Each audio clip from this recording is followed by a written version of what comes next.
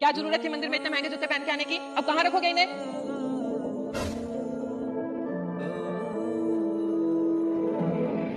100 रुपए चाहिए? हाँ। लो ये जूते ले लो। जूते? हाँ जूते। अरे यार ये जूते ना काफी महंगे हैं, अगर गुम हो गए तो मेरी बीवी गुस्सा करेगी। तो तुम एक काम करो, इन जूतों को थोड़ी देर के लिए संभाल लो, मैं मंदिर जाता हूँ और आके तुम्हें 100 रुपए देकर अपने जूते वापस ले लूंगा। हाँ ठीक है। क्या जरूरत थी उसे 100 रुपए देने की? 20-30 रुपए में भी तो काम हो सकता था, लेकिन नहीं, तुम्हें तो फालतू के पैसे लुटाने हैं।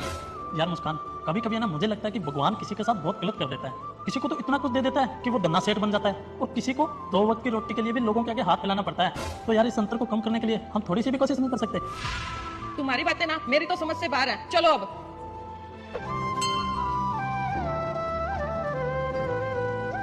रुको, ये क्या कर रहे हो?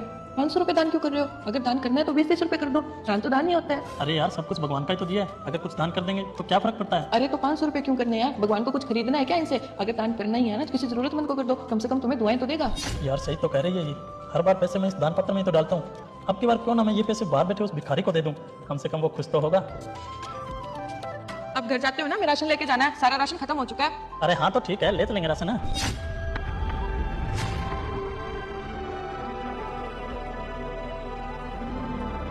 सुनिए, वो यहाँ पे एक भिखारी बैठा था, वो कहाँ गया? वो तो गायब हो गया आपके जूते लेकर। उसका तो आज शाम का जुगाड़ हो गया। पियक्कड़ कहीं का। बोला था ना मैंने आपको, ये लोग ऐसे ही होते हैं। पता नहीं आपको इतनी दया क्यों आ रही थी उस पे। हो गया ना फरार वो आपके जूते लेके, करवा दिया ना अपना नुकसान। अरे तो जूते ही लेकर गया है, मेरी किस्मत थोड़ी ले गया। जितना अभी मेरा जूतों का नुकसान हुआ है ना, उससे ज्यादा तो सुबह सुबह मेरा प्रॉफिट हो गया था। लेकिन मेरे जूतों की ज्यादा टेंशन मत लो, तुम्हारे पास तो है ना तुम्हारे जूते, तुम पहनो, चलते हैं। आपका बिना कुछ नहीं हो सकता, चलो अब।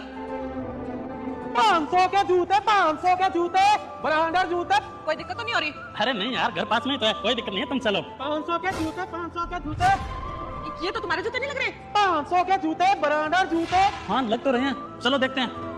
500 के जूते।